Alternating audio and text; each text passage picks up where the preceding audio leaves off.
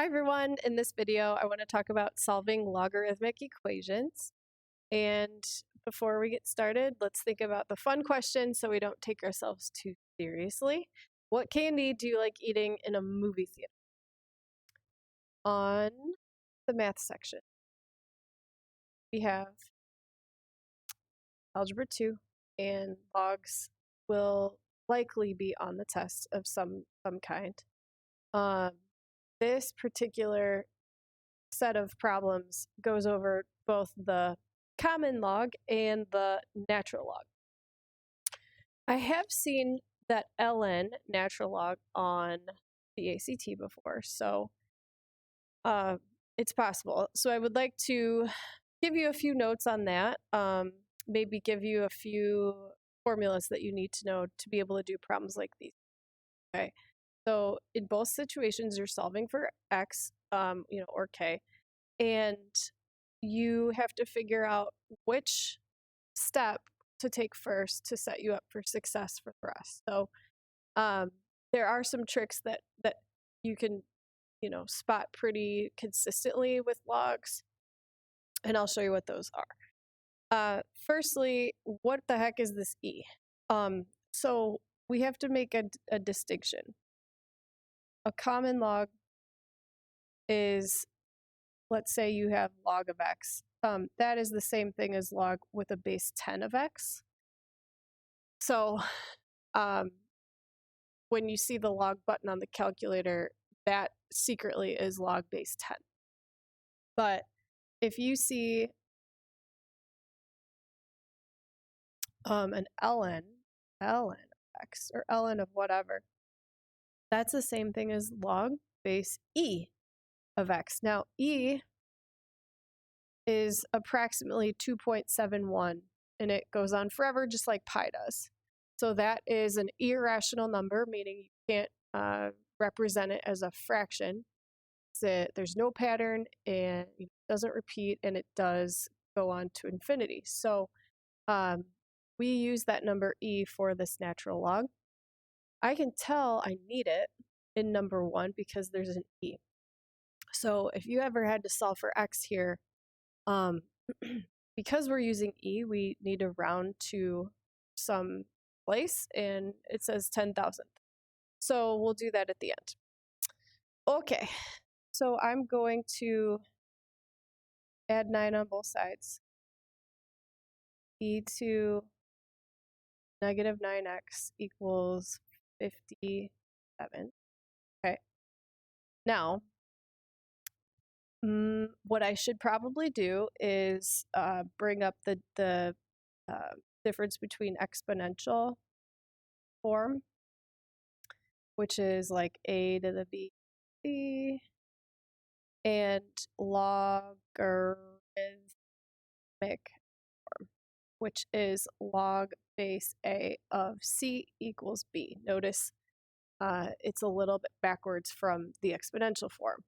I recommend looking at my other log video to really see the difference between the two and how they can help you. But right now, I see something in exponential form. So like this e would be the a, we've got a b and a c. So I recommend writing it in log form so that we can see it represented in a different way to maybe try to solve for that variable. The variable is way up high in the exponent, and it's really hard to get to that and solve for that when it's kind of stuck up. So let's rewrite it in log form. And you have log base e of 57 equaling, and then I want you to think about what that would equal. So notice the exponential to log form, what the progression is like. So this now it's like a, then c, then b. A log is always equal to the exponent, and so that's why this is equal to negative 9x. So then I do have to use the calculator. There is a log base button. Push math and go up to log base. You can put an e in. If you have an older calculator, there is a workaround right there. And I can write that on the side.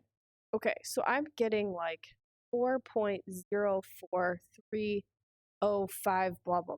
Okay, so there's more to it, but I'll cut it off there. And then if I want to solve for x, I would have to divide 9 on both sides, and I'm getting x is about, and here's where I have to round to the nearest 10,000th, negative 0.4492. We'll cut it off there. Remember the 10,000th spot it goes tenths, hundredths, thousandths, 10,000ths. So that's 4 decimal places. So it's kind of a crazy answer. How would we have known that without a calculator? You need a calculator. For this test, you were allowed to use up to basically TI-84. Some people can use the Nspire calculator as well. Let's say I didn't have a calculator that was fancy enough to do this in that log base format. The workaround there is called change of base, where you can do log 57 over log e, and you do still get this 4.4 and so on. So that is kind of a workaround part right here. But regardless, this is the answer. Really no way to get it without a calculator. The next one, I remember seeing one of these on one of my own standardized tests. And I debated using logs or changing this base so that the left side equals the right side in terms of the base number. You can actually do it either way. So I could call this, you could think about what smaller base number would work. So you could call that like 2 to the 4th times 2k plus 1. And you could call that 64 2 to the 6th. And then basically just set the tops equal to each other and solve. That totally works. But I do want to introduce you to another log property called the power property, and that goes like this. It's when you have an exponent that you wish to get down to be able to work with kind of on the ground level here. This n can come out in front and basically just be multiplied to that log. So what I like to do sometimes is just throw a log on both sides in front of both of these, the left side and the right side. And then what happens is, because of this property, that 2k plus 1 can come out front, and I could just multiply it by log 16 equals log 64.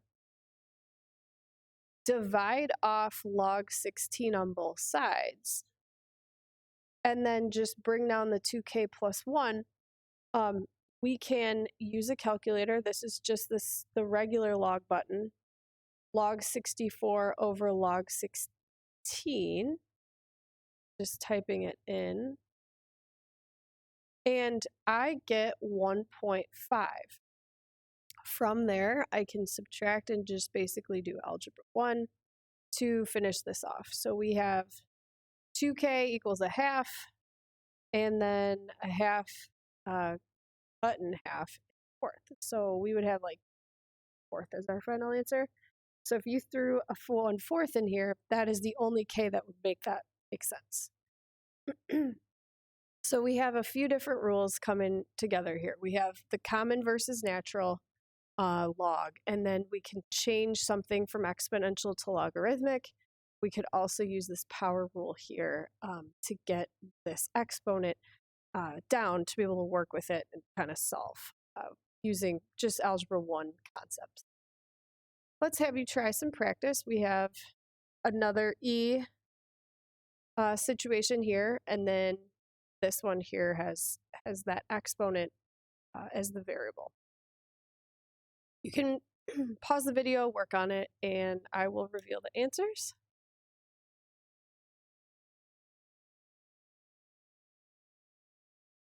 Okay, there they are. Once again, the first one has a negative decimal answer, so there's no way to do it without a calculator. And then the second one is equal to just 4. You could have changed the base again to just be base 3 for left and right side, or you could take the log of both sides, pull the exponent out front, and solve. I hope this video was helpful to you. Let's go through a quote to give you some inspiration. Mystery creates wonder, and wonder is the basis of our desire to understand. Lots of mystery with this logarithm stuff. It's a little abstract, but if you just remember it as the log is the exponent, it makes it a lot more simple. So if you'd like to keep up with new videos, you can subscribe. I'll keep updating more and more on ACT concepts. And if you have a good answer to that fun question, feel free to comment. Have a great day.